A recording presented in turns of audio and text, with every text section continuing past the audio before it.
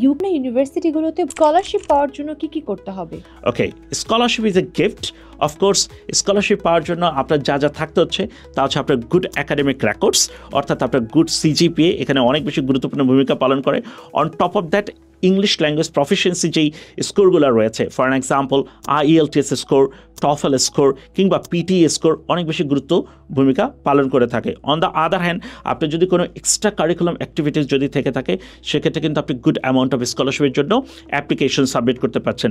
In addition আপনি যদি masters করতে যান এবং আপনার যদি কোনো ওয়ার্কিং এক্সপিরিয়েন্স যদি থেকে থাকে সেক্ষেত্রে কিন্তু আপনি ইউনিভার্সিটিতে স্কলারশিপের জন্য অ্যাপ্লাই করতে পারেন। বেশ কিছু ইউনিভার্সিটি রয়েছে যারা গ্রান্টেড স্কলারশিপ দিচ্ছে, আবার কিছু কিছু ইউনিভার্সিটি আপনার chancellor scholarship, vice chancellor scholarship, need base scholarship, অনেক ধরনের স্কলারশিপ তারা অফার করে থাকে। আপনি প্রত্যেকটার জন্য আপনি এন্ট্রি রিকোয়ারমেন্ট মিট করলে আপনি অ্যাপ্লিকেশন করার সুযোগ পাচ্ছেন।